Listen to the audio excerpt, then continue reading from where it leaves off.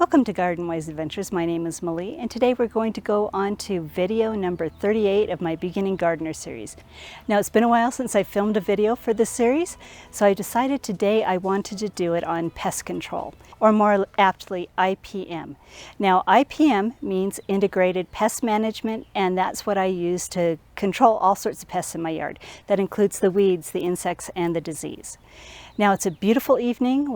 I'm in Utah, zone 6/7. And it's the end of July, and I've been working out in the garden and noticed a lot of beautiful beneficial insects outside, and that's what made me decide I needed to talk about IPM, or Integrated Pest Management. Now, first of all, we're going to talk about what Integrated Pest Management is, and it's basically what it sounds like. It's using different forms of pest management to control your pests and using them together. And the goal is to use the least toxic methods first, and then work your way through the most toxic methods, and only use the most toxic methods if absolutely necessary. The first thing that you need to do is know which pests are in your area and learn how to identify them. Now let's go look in my garbage can. I just harvested my cabbage. I just started a video that I'm going to release next week, and that's on changing my garden over to a fall garden. And I removed some cabbage that had some pests on it. So let's go look in my garbage can and see which pests there are there. Now if we look at this red cabbage leaf, we have a huge amount of aphids. These are aphids. Some of them have died, some of them are alive, but you can see them pretty clearly here. And they've really heavily infested my cabbage. Now I'm not seeing any right now, but I'm seeing a lot of evidence of the cabbage worms. So you can see the holes in here, cabbage worms, and then there were some grasshoppers that did this damage. And then the frass down here is from a cabbage worm. Now I'm not seeing him. He probably got knocked off when I harvested this. Well, I didn't find him, but they are definitely in here. So cabbage worms and aphids are definitely a pest of cabbage that you need to know how to identify. So with IPM, that's one of the first things that you need to do, is you need to know your pests and know how to identify them. Now the next thing you need to do is know how many are too many. Where is your threshold? Because there are ways to treat those aphids, and there's ways to treat the cabbage worms. Now I wasn't too worried. Having that many pests on it did reduce the size of my cabbages quite a bit, and that was okay. I wasn't willing to go out and take the time to control those pests. Now, if I wanted larger cabbages, I could have gone out and controlled them. But I did do one thing to reduce their load in the future, and that was to throw those plants in the garbage. I threw them in the garbage, not in my compost piles, so that they will not proliferate for next year. So let's go look at my yard and see some other ways that we can control insect pests. Another thing you need to do is know your pest habitat. And I don't know if you can see the number of pest managers I have through here. These are my helpers. These are dragonflies. These are out there eating the mosquitoes for me, and all of the gnats, the flying insects. They are amazing. So knowing which insects are good and which are bad is another thing you need to know. These dragonflies are amazing. You do need a source of water for them to lay their eggs and pupate, but then they come in numbers. I'm just really happy to see this many of them tonight. There are other insects that help manage the pests in my garden. It's a little late in the evening, so I don't see as many of them out. But there is a little guy right down here. And those are hoverflies and parasitic wasps. And plants that have this type of flower shape, which is the umbel flower shape, definitely attract them. They love these type of flowers, and they will bring them in droves. Another plant that they love are my cilantro or coriander. Now these are pretty much going to seed. I'm going to let these dry out because I use the seeds in cooking. But when these are in flower, the predatory insects absolutely love these.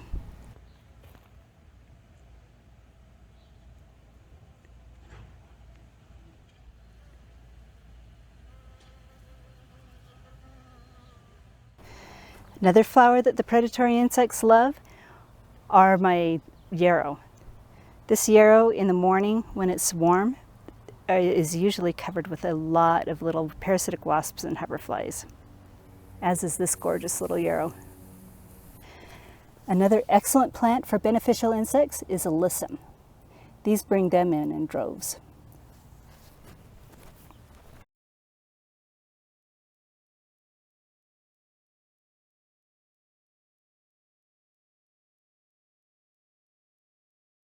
So you do need to know the habitat of the beneficial insects so that you can bring them in, but you also need to know the habitats for the insects that you don't want.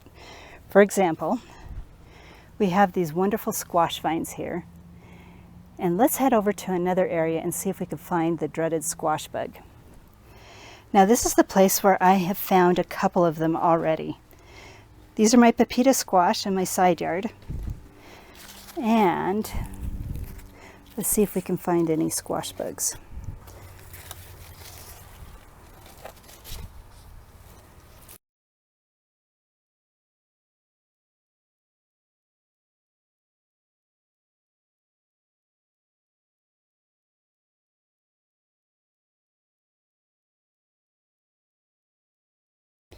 Now I've been really lucky this year. I haven't seen as many, but yeah, these are the squash bug eggs. Now, squash bugs really, the only place you really find them is on your squash. Actually, what I'm going to do is I'm going to take these and I'm just going to remove them off the leaf. Make sure I get them all. You can use duct tape to do it, or you can just use your hands to do it, but you need to make sure to squish them all, because each one of those eggs will turn into a squash bug. But one way to find squash bugs is to pour water at the base of the plant, because they like to hide in the mulch down at the base of the plant, and then squish the bugs that you see come up. Now I haven't found very many of these. It's still a little bit early in the year, but let's discuss other ways to control squash bugs. So in using the IPM practices, the first thing that we need to know is know what the squash bug eggs and squash bugs look like. The next thing we need to do is we need to identify where they live, which we've done, and then we need to decide how many are too many. Now with squash bugs, if you see one, there's a ton of them, and they will kill your plants quicker than anything else. So my preferred number of squash bugs is 0, and there are several different ways to get rid of them.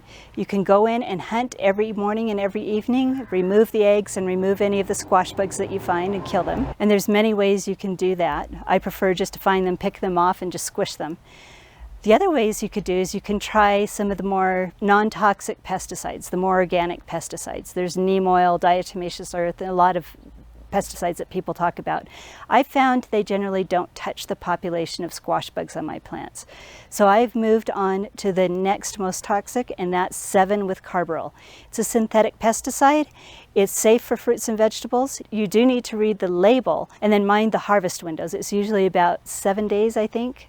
Maybe it's 14. I need to go read the label again. I haven't started spraying yet this year.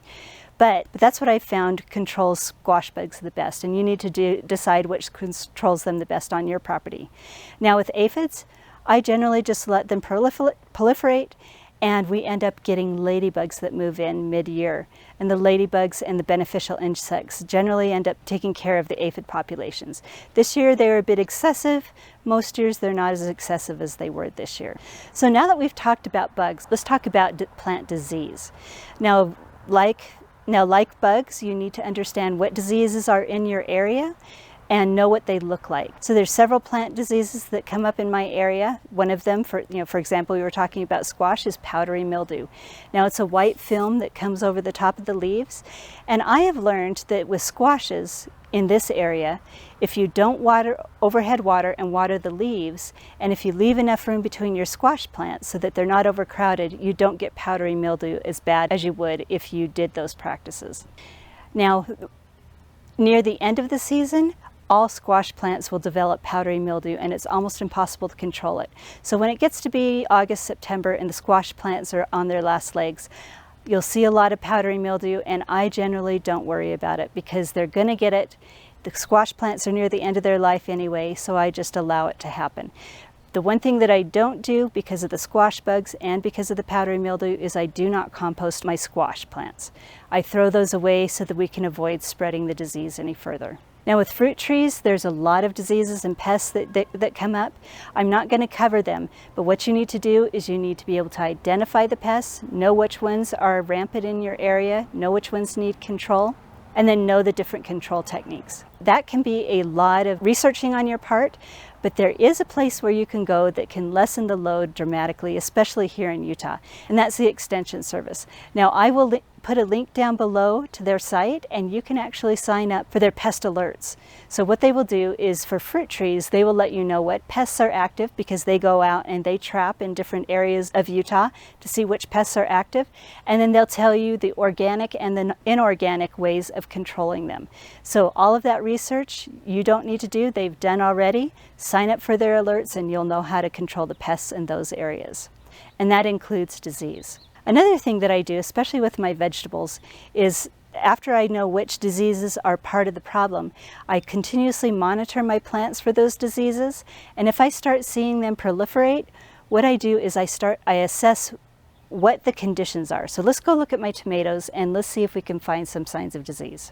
Now, as I said, I live in Utah, and tomato diseases, there's several of them. There's curly top, there's early blight, there's a lot of different diseases. But they're not as big a problem here in Utah as they are in some of the more humid states. But if you look at the base of my plants, we're starting to get some diseased looking leaves. And I am thinking this is a blight of some sort. So what I'm going to do is I am going to remove these leaves and throw them away. So we've taken off most of the diseased leaves and left the healthy ones. So now that I know my tomatoes are developing disease, I need to figure out kind of what is happening, and I think I know what's happening. It's been extremely hot, and I have been supplementing my garden watering with hose watering. And all the leaves that are affected are the ones that are getting splashed with the water. Now for tomatoes especially, one way to spread leaves is to splash water on them, to splash the water on the soil and have the soil splash on those leaves. So one way to avoid the disease is to remove the lower leaves and keep the water off of those leaves. If you can water with drip irrigation, that is better. So you need to know your plants, need to know what diseases there are that affect them, know how to identify them, and know the treatments for them. And especially with diseases, I just basically try to put the right plant in the right conditions so that the diseases do not happen. There are tomatoes and different vegetables and garden plants that are more resistant to disease than others, and pay attention to that. If you know which diseases are in your area, talk to your extension service and they'll be able to help you understand that. Look for plants that are resistant to those diseases, and then plant them in the conditions that they love. Tomatoes need full sun and they need deep, infrequent watering. If you can provide the correct conditions for them and put in disease-resistant varieties, you'll very rarely need to use any sort of fungicides, especially if you live in places like Utah. Now, if you live in more southern climates, more humid climates, areas where there are more diseases present, you may need to do some research, and you may end up needing to use fungicides to be able to control the disease in your area. So I've talked about several different methods of controlling disease and insects, and talked a little bit about the IPM methods. And I would love to hear if you've ever used the IPM methods of pest control and which are your favorite ways of doing them. So hopefully this video has been helpful. If it has been helpful, I hope you like, subscribe, share it with your friends, and go have a wonderful gardening adventure.